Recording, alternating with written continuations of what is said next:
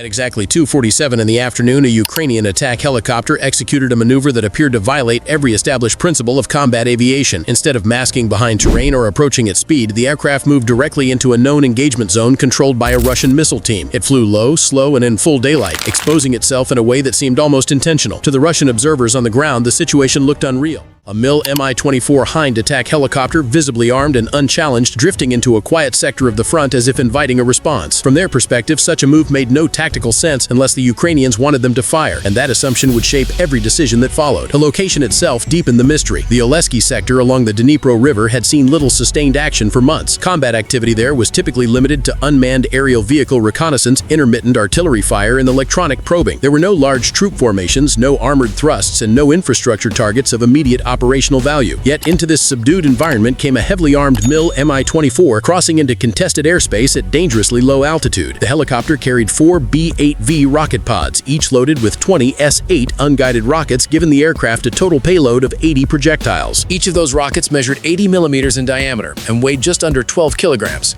Inside each warhead was more than a kilogram of high explosive, capable of penetrating roughly 400 millimeters of rolled homogeneous armor under ideal conditions. This was not a light load.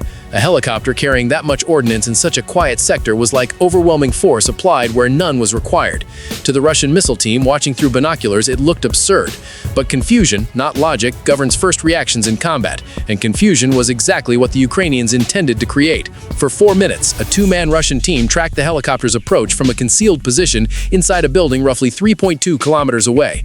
They were equipped with a 9K-38 Igla man-portable air defense system, one of the most capable shoulder-fired surface-to-air missile systems in Russian service. When fully assembled and ready to fire, the system weighed nearly 18 kilograms and carried a missile with a 1.17 kilogram warhead containing almost 400 grams of high explosive. That was more than sufficient to destroy a helicopter of this class. Yet the true danger did not lie only in explosive power. At the nose of the missile sat a cooled infrared seeker head, an advancement over earlier designs. Using nitrogen cooling to reduce sensor noise, the seeker offered improved sensitivity and discrimination. In theory, it could better distinguish between a helicopter's engine exhaust and decoy flares. This technology had been developed precisely to counter older countermeasure tactics. On paper, it gave the missile team confidence. In practice, it would be tested under conditions its designers never fully anticipated. As the helicopter reached its attack point, the pilot rolled into a shallow dive and released all 80 rockets in a single ripple-fire sequence. The projectiles streaked earthward at over 600 meters per second, dispersing across an impact zone roughly 500 meters wide. From above, it was a broad and unfocused pattern.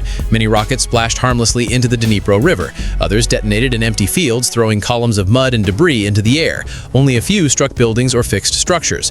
To an observer, it looked wasteful, almost careless, more like area suppression than a deliberate strike. But that dispersion was not accidental. The wide impact pattern served two purposes. It created suppression across a large area, and more importantly, it generated a sprawling field of heat and chaos. Any missile team observing what appeared to be a sloppy attack by a slow-moving helicopter would feel pressure to engage. According to Soviet-era doctrine, any aircraft entering the Igla system's effective range of approximately 5.2 kilometers was to be engaged immediately.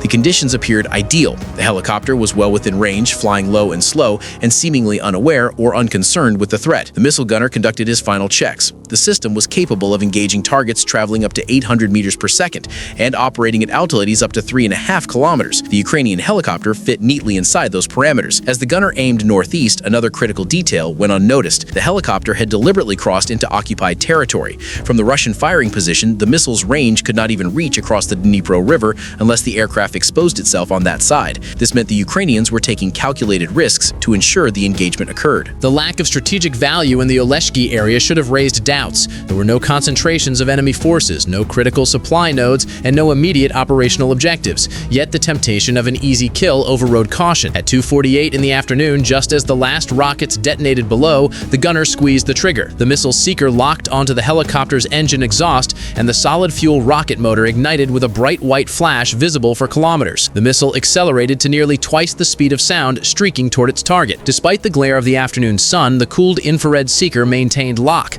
Inside the helicopter cockpit, the SPO-15B Barossa radar warning receiver immediately alerted the crew. This system monitored a wide spectrum of electromagnetic frequencies, using 4 antennas to provide full circular coverage and calculate threat bearing with reasonable precision. It did more than detect threats. It categorized them, displaying priority levels visually while emitting emitting distinct audio tones to indicate radar lock, missile launch, and terminal guidance. In this case, a high-pitched pulsing tone confirmed the launch of an infrared-guided missile. The pilot did not hesitate. His response suggested anticipation rather than surprise. Banking sharply to the left, he simultaneously activated the ultraviolet 26 countermeasures dispensing system.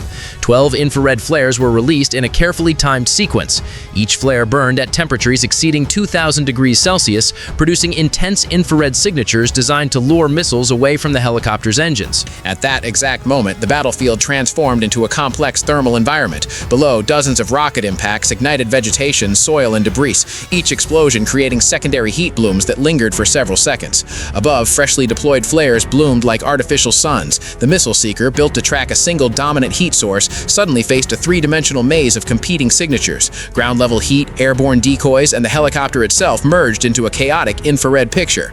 The seeker logic, rooted in design limitations from the late Cold War era, could not reliably discriminate under these conditions. It lost its lock on the helicopter and shifted toward the brightest available source, a cluster of burning rocket impacts roughly 150 meters away. The mist passed close enough for the crew to see it, yet far enough to avoid damage from its proximity fuse. The mist was not a stroke of luck, it was the anticipated outcome of a carefully engineered scenario. The true objective revealed itself in the seconds that followed. By firing the missile, the Russian team had exposed its position. The launch plume produced a vivid infrared signature visible to multiple Ukrainian sensors. Combined with electromagnetic emissions from the team's communications equipment, the firing location was rapidly triangulated by Ukrainian signals intelligence systems. What once took 15 to 30 minutes in earlier conflicts was now compressed into a window of roughly 90 seconds. That compression represented a fundamental shift in battlefield awareness. Integrated sensors, streamlined communication protocols, and decentralized command allowed targeting data to flow directly to strike assets. In this case, the information reached a first-person view drone operator positioned approximately 8 kilometers away. This interaction marked a transformation in helicopter employment. Rather than avoiding air defenses at all costs, Ukrainian pilots were now deliberately drawing fire, using their aircraft as bait to expose and destroy enemy missile teams. This acceptance of calculated risk ran counter to traditional doctrine. Instead of terrain masking and standoff weapons, pilots trusted countermeasures and coordination with unmanned systems. Losses were possible, but the payoff was the systematic dismantling of enemy air defense networks. The Mi-24 Hind, once a vulnerable target, had become an active hunter. Unaware of this shift, the Russian missile team began standard post-engagement procedures. Doctrine required immediate relocation after firing to avoid counterattack. In earlier decades, this shoot-and-move tactic offered reasonable protection. Enemy response times were slow, measured in tens of minutes or more. Modern surveillance had erased that margin.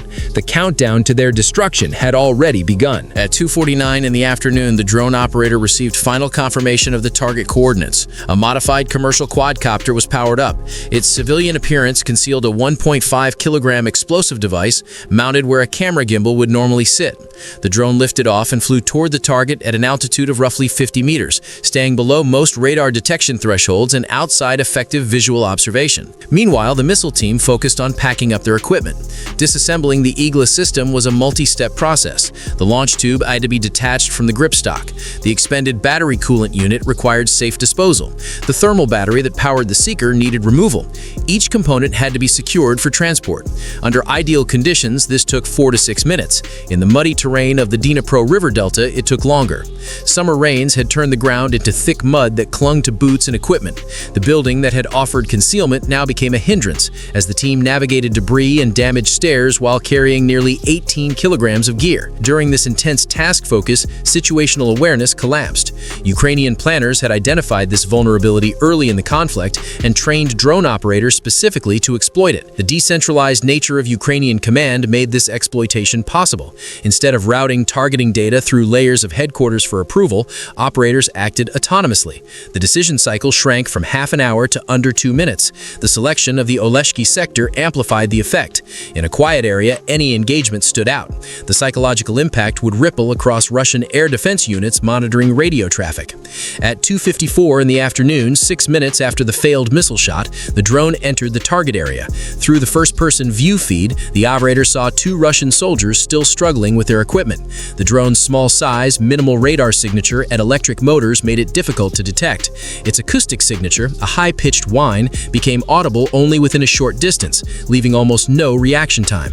The operator adjusted the approach, descending slightly to ensure precise placement. The explosive charge, modest by conventional standards, was sufficient against exposed personnel and equipment. The drone accelerated and dove.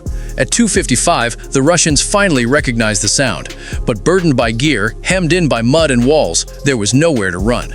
At precisely 2:56 in the afternoon, 8 minutes after the missile launch, the drone struck. The warhead detonated on impact, destroying the missile team and their system. One more Igla launcher was removed from the battlefield. In the hours that followed, intercepted communications revealed the broader effect. Russian air defense units across the sector received new guidance. Engagements were to be avoided unless explicitly ordered. Fear of immediate retaliation introduced hesitation into the network. That hesitation degraded coverage and opened airspace. Ukrainian helicopters gained greater freedom of movement, not because enemy weapons were gone, but because the will to use them had been shaken. If you like deep dive in military, please don't forget like, comment, share, and subscribe for more informative videos. Thanks for watching.